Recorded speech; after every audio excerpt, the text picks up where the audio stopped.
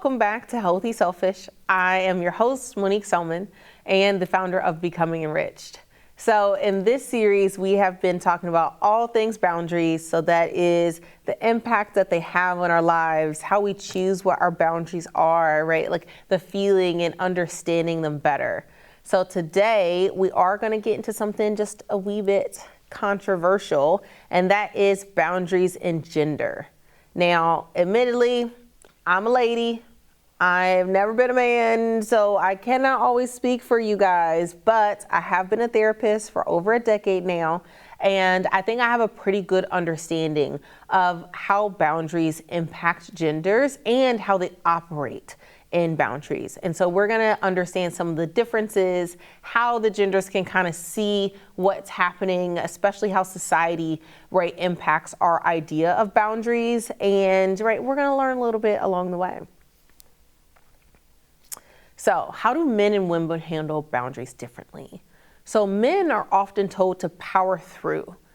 Often when men try to set boundaries, or they say they feel uncomfortable, they say they're uneasy, or they don't like something, they're very quickly told to get over it, right? Like that it's not that big of a deal, like you shouldn't worry about that, like it's okay. But the truth is, men are allowed to have boundaries. Men are allowed to feel uncomfortable and uneasy about things. And so we want to really pay attention to men when you are noticing that you are feeling frustrated or angry, or things are, right, the resentment is building up because there are frequent problems, right? It is not something that you should just brush off. It is not something that you should power through. Learning how to set and establish boundaries is going to be so important for emotional health when it comes to men. Women, on the other hand, are often told to accommodate, right? It's like, well, they need it more. They're upset, right? Like, well, you know how they are, right? Like, well, you're so used to it. You're strong. It's fine, right? Like, you're not the squeaky wheel.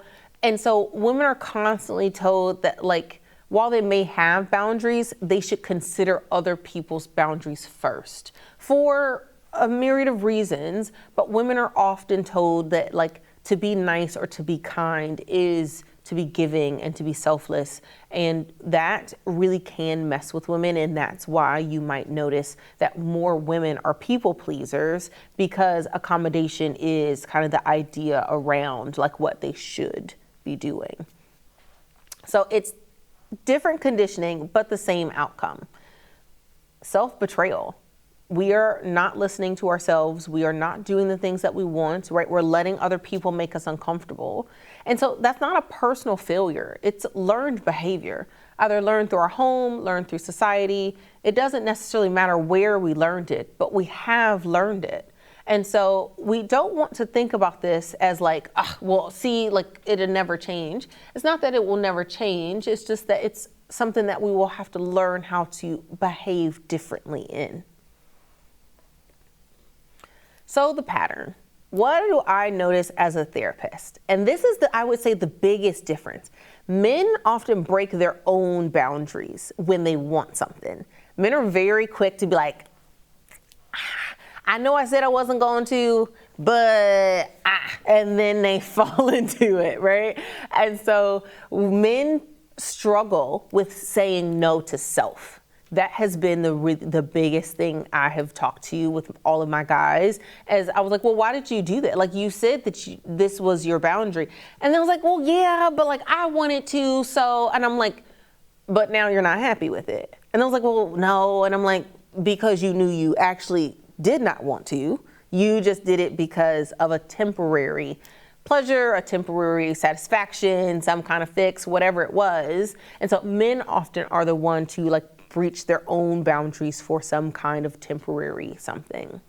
Women, on the other hand, allow other people to break their boundaries, right? So where men are going out of their circle, women are letting people into the circle.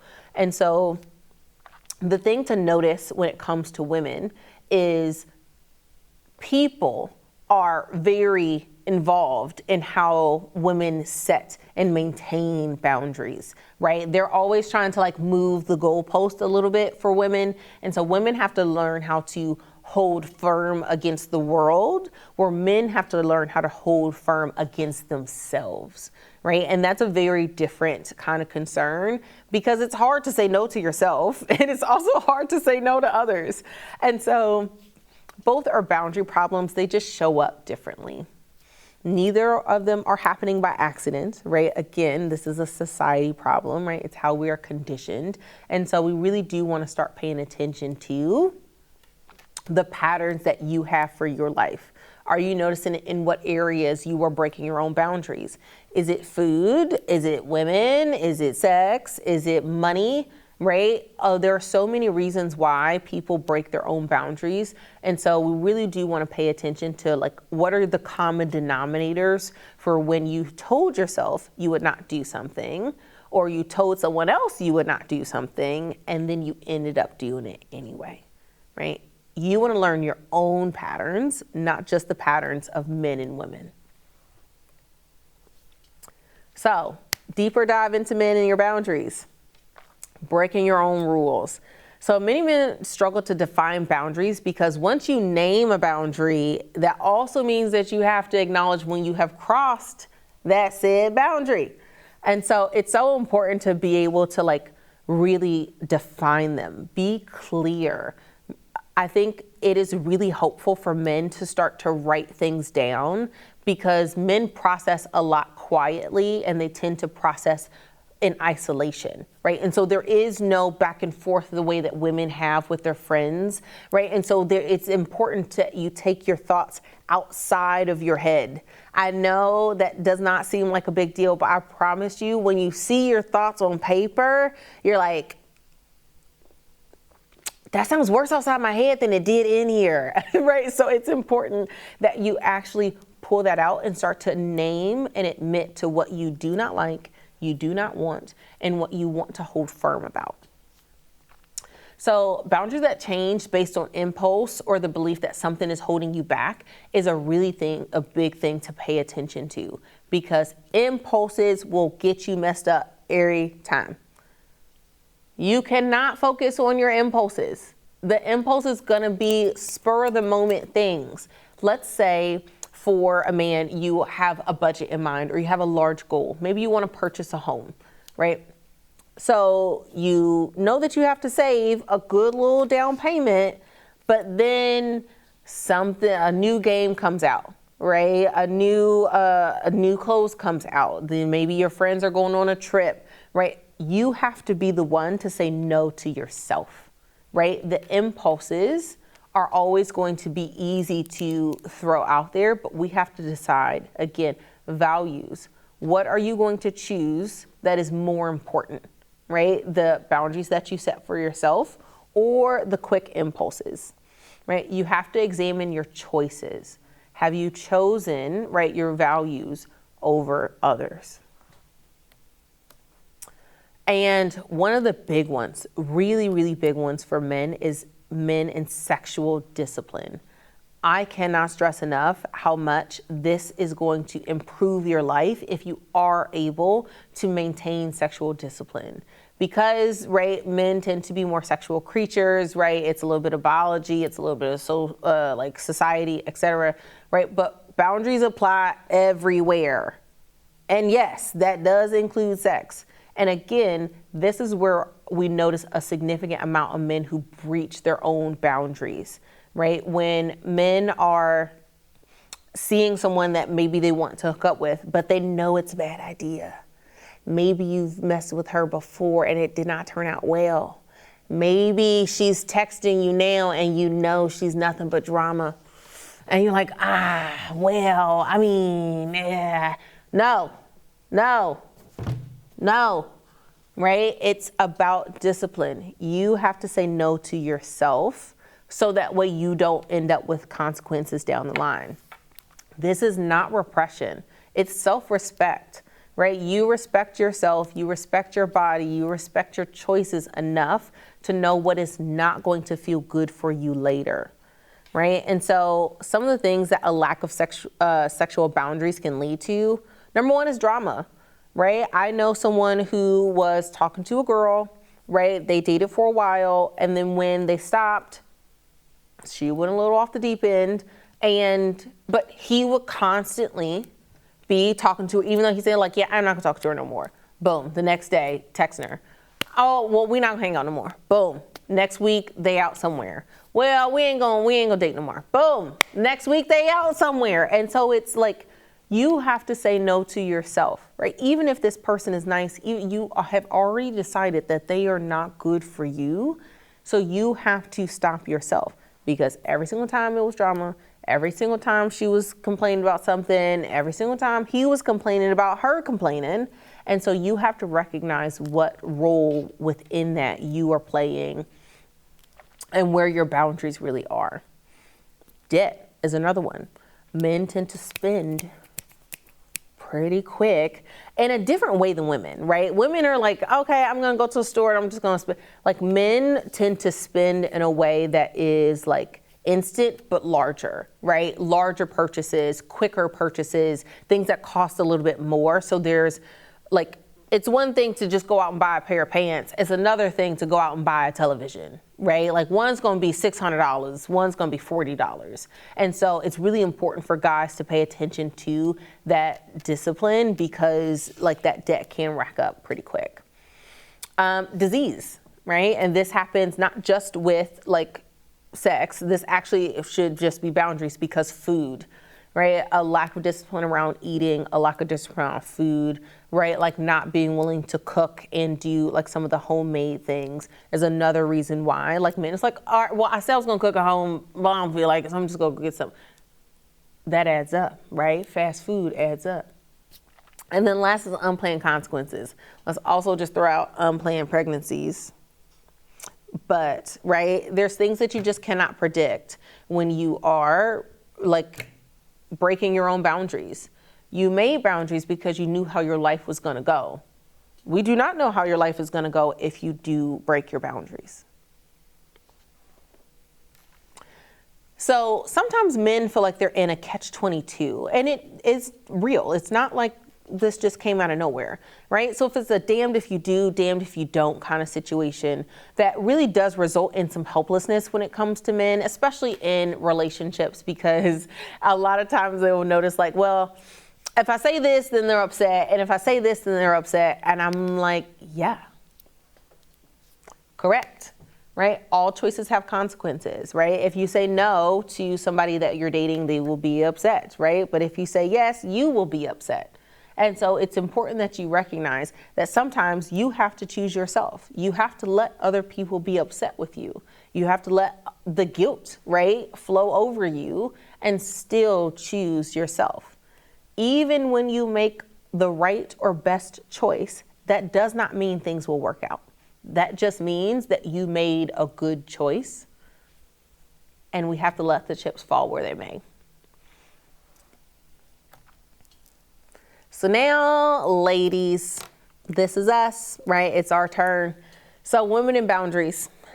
So the big thing about women is like, it's the good woman myth, right? That women are nice and soft and kind and demure, right? They're constantly giving, they're showing up for their family, they're cooking, they're cleaning, they're like service, right? Service is such a huge part of like womanhood in society. So people will be like, well, good moms don't need boundaries, right?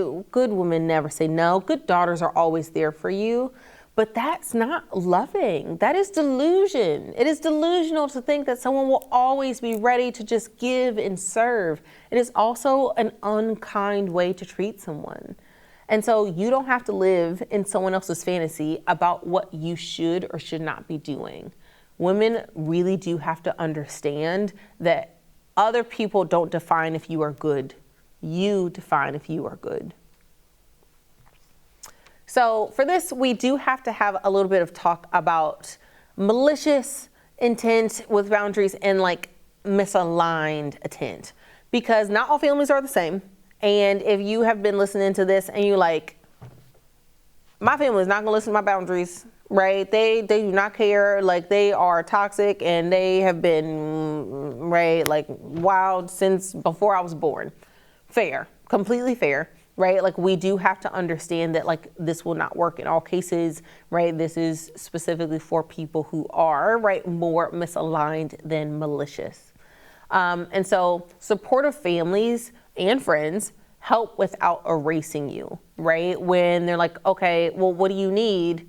And then you say what you need, but you get something completely different, right? They want to actually listen to what you need and give, right? Harmful families can center their own needs over yours. So it's important to ask, like, do people make space for your pain, right? When a woman is talking about their boundaries, when a woman is trying to offer them up, are they actually allowing that to stand without pushing back? Like, oh, well, no, it's fine. Like you can handle it. You can be okay. No, we really want to understand that they are able to at least validate the experience so that way you understand that they have understood. The other thing that you want to ask yourself if someone is like having either misaligned or malicious in understanding of boundaries is, are they only pushing for their comfort, right? So when, let's say you're having a boundary conversation and they're trying to convince you not to do that, are they trying to convince you not to do it because it's what would make them comfortable, or it's what they would like, or they feel good about it? Or, right, is it something so that way you both can work together, you both can get what you need? Pay attention to how much when people are trying to push against your boundaries, who is benefiting for real, right? That's what we really want to know. And so approval is not required for self-respect. You don't need someone else to say that you are respectable or good or a wonderful person. That's where boundaries come in. We need to believe that we are wonderful and good and deserving of protection. So the caretaking condition, right? Why women feel responsible for everything. Women are just assumed to be the caretakers for their families, right? That is, they're going to feed everybody for all the holidays. That is, you are going to be the one to take care of elderly parents. You're going to be the one to take care of kids, right? You're doing the drop-offs, you're doing the pickups. And so women are really trained to like anticipate needs, right? To just know that someone will have this, right? Like, oh, okay, well, let me think 5 steps ahead so I can be ready. Because very often when things are not ready, it is the woman that is blamed. And so it's important that when we are talking about boundaries, we're also talking about how like pulling back from being responsible for everything is a boundary that most women should consider, right? Personal responsibility matters, and you got to give it to somebody else. They also have a personal responsibility. And so women are also trained to fix problems, right? Well, what happened? What do you need? How do I help? Right? How to manage emotions, right? Women tend to be the emotional managers of households, right? They're checking in on their partners, they're checking in on the kids, they know how they're feeling, if somebody's been crying or if they're acting different. And women are also trained to scan for problems, right? Seeing if things are already going wrong before that happens. The constant vigilance might feel normal, but that is one of the huge drivers of anxiety, burnout, and exhaustion. Right? Setting up a boundary that you are not the only caretaker, that you are not responsible for all the problems, that you are not going to manage everybody's emotions is one of the best things you can do for good, healthy boundaries. High cortisol is not intuition, it is overload. When you are overloaded, your body will feel it. And so, what does healthy selfish look like in the boundaries? So gender aware boundaries. So men, right, what I would love for you to be hearing from you is that you're choosing discipline, not impulse, right? You're going with the thing that you have thought through, that you have planned, right? And you're sticking to your own plan. It is so important that you are the one to make the plan, because men very much have this something in them that you feel like your plan, I don't want to say is best, but you understand the plan better for how it will work long term for you. So it's really important that you actually stick with your discipline because you have thought of yourself long term.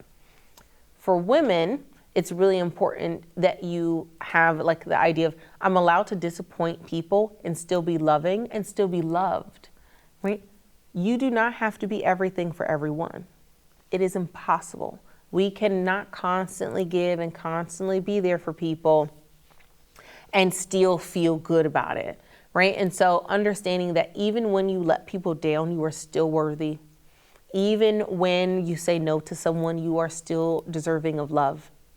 So boundaries don't make you cold, they make you stable, right? They help you to have constant interactions. They help you to, right, give good expectations for the people around you. Boundaries are our friend, not our foe. So all these things were learned and they can be unlearned, right? Your boundary struggles are not character flaws. It's not a problem that you feel this way. It's a problem that you stay this way, right? When we are conditioned in a certain way, it is then our responsibility, once we are adults, to understand what that conditioning is, see the impact it's had on our lives and the people around us, and then find a better way to behave. It's not your fault, but it is your responsibility. And so, reflections that I want you to carry forward. Where did I learn to abandon myself to be accepted? Right? Who told you that?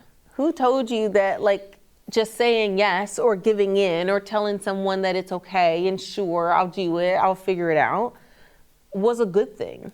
So often we've been taught and kind of believed that if we are nice, good things will come our way. And they will, but like we also have to realize that means being nice to ourselves, right? Like you deserve some of that kindness. You deserve some of that niceness. You need to be the one to really acknowledge, right? Like what things you want to keep for yourself. So awareness is when change starts. Awareness of, right, your circumstances, of your boundaries, of the consequences of not having boundaries as well, right, is exactly where we want to be. And so thank you so much for being with me again today. As I said earlier, my name is Monique Selman and I'm the owner of Becoming Enriched. In our next session, we will continue to talk about boundaries and keep having great conversations. You can find me on all platforms at Becoming Enriched, and I hope to see you next time. Bye.